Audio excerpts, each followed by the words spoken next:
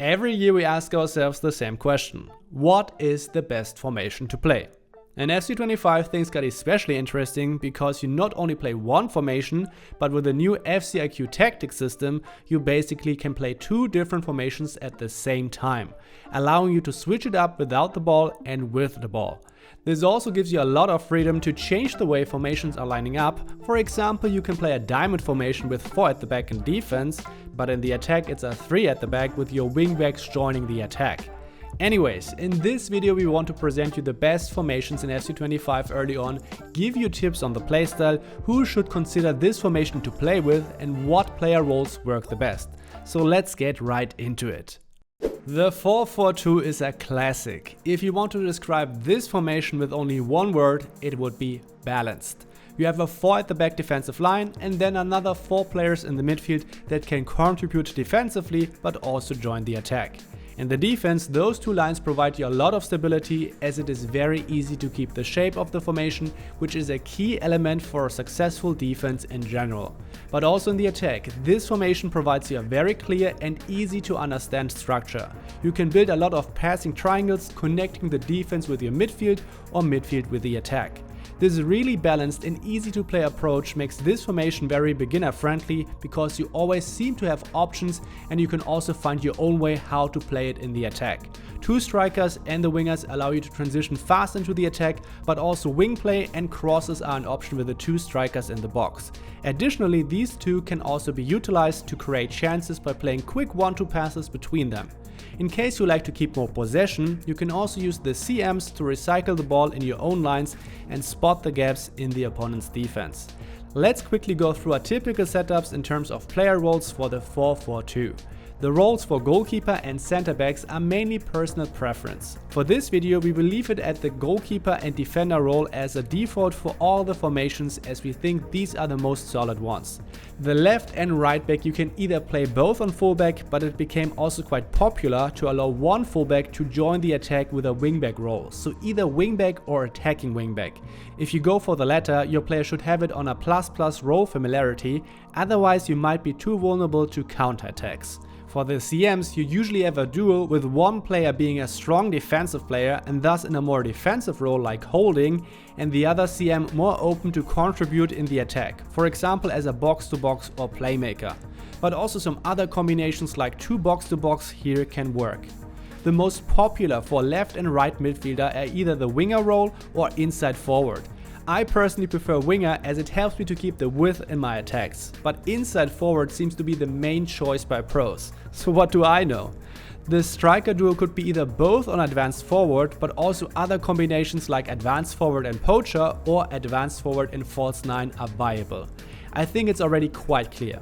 This formation, but also the others coming up next, can be played in a lot of different ways. If you already worked out other preferred roles for you in specific positions, that's totally fine. We highly encourage you to not just blindly copy tactics, but also try to make and find your own adjustments that work for you. Our explanations here should just provide you some guidance. Additionally, I haven't mentioned the build-up style and defensive approach. We present you all the formations with balanced as the default settings. I don't think that these settings make or break a formation. If you feel more comfortable with a different setting, don't hesitate to try that out as well. My personal default is high for the defensive approach, but I understand that the higher defensive line might not be suited for everybody, so we go with balance for the tactics in this video. Coming back to the 4-4-2, the main weakness of this formation might be that it's actually quite flat. You only have 3 lines or layers, which doesn't give you that much depth to go back and forth between those. The consequence is that to get the most out of this formation, you have to start triggering runs or calling players short for support to either create movement or reduce the distance between players. The next formation might alleviate this problem. Next up we have something like an evolution of the 4-4-2. It's the 4-4-1-1. And here one of the 2 strikers is replaced by a cam. Defensively it plays the same, maybe even a bit stronger, because you can also use the cam more easily in the defense. For the attack, the cam adds another layer in your play forward, which helps you to connect your midfield and the striker. So the cam will play a lot of passes to your striker, but also wingers. This additional layer can help to create chances, but for some people this can also be a bit harder to play, because in contrast to the 4-4-2, your striker is alone up front, which might hinder some of the very direct ways to create chances with passes between the strikers. Overall, the playstyle is very similar to the 4-4-2, but since you only have one striker, this formation is a bit less effective when it comes to crossing. When you like the 4-4-2, it is very likely that you also get along with the 4-4-1-1 quite well. Since we only have one position change, the roles are also quite similar. Here you can see a 4-4-1-1 how my colleague Khan is playing it. He goes for a rather defensive approach with two fullbacks in the defense.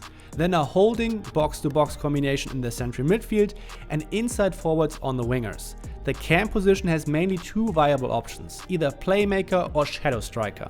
The latter is a very popular choice among pros, but Khan goes for the playmaker. If you're interested to find out why, we have published a detailed formation guide on how to play with this formation. If this is interesting for you, click the icon in the top right corner or the link in the video description. This is part of our FCIQ Foundations course, at which we not only explain all the aspects of the new system in detail, but also post new strong tactics and how to play with them. As the third formation, we have a real OG formation. It is the 4-2-3-1, and if you followed competitive FIFA way before the FUT Champions era, you know how dominating this formation was back then. Actually, I get a little bit of goosebumps thinking about it. Nowadays, it is a very solid formation and a very good choice for players that want to put more focus on a stable defense. Before we go into detail with this formation, just one quick remark. There are two variations of this formation. The wide variation has a left midfielder and a right midfielder, while in the narrow variation, these are cams as well. We will mainly talk about the wide variation because it is a bit easier to find the right players for it. In the narrow variation, the outer cams play very similar to wingers, but not every player who has a cam position is actually well positioned on the wing. If you have the right players for the narrow variation, this is also a good option. So coming back to the basic layout of this formation, it's defensively as strong because you're playing with CDMs. Compared to the two formations from before, there we only had CMs. So as CDMs, there are two players in front of your defensive line that have their focus on defending and keeping this area as compact. On top of that, the next line in midfield, wingers and the cam, can also contribute in the defense. The logical consequence of this focus on defense is that chance creation is much harder in 4-2-3-1. This is the main weakness of this formation. You only have one striker up front, and the attacking contribution of the CDMs will be less than what you get from the CMs in the 4-4-2 or 4-4-1-1. So to make the 4-2-3-1 also work in the attack, you need a much better idea how to get your cams and wingers involved with a lot of 1-2 passes or triggering runs and using the CDMs dishing out some long-range passes, sending your players deep.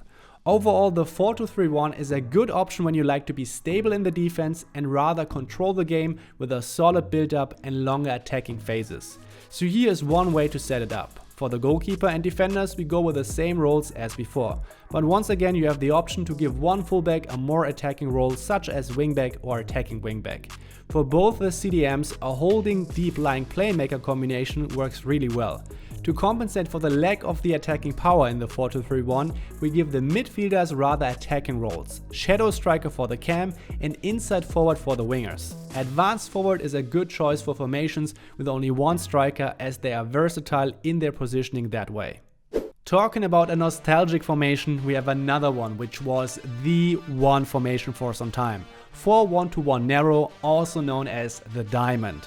This formation has the reputation of being a deadly attacking force, slicing through the opponent's defense with quick counterattacks. What makes this formation so unique is the heavy focus on the central midfield with one CDM, two CMs and a cam. You don't have any players on the wings. But these numbers in the central midfield offer you short distances between your players, and most often the idea is to overwhelm the opponent not only with the two strikers and the cam, but also the CMs that can push into the box. This formation might be a good choice for you when you feel comfortable in playing quick passing combinations and you're also a bit more fearless when it comes to playing passes that are right on the edge. Losing the ball shouldn't bother you as much, because this is part of the risk that you have to take to make this formation work. It might become a bit stale in the attack if you're not able to quickly transition into the last third and take advantage of some gaps. Against the stabilized defense, the missing width might become an issue. Experimenting with fullbacks and roles that allow them to join the attack can be worth a try here. This is what you can see here in this tactic. One fullback on the wingback role, the rest of the defense with the settings you already know. Since the diamond is so attacking minded, you should play holding on the CDM. Both CMs on box to box, as they will be crucial for defending but also play their part in the attack.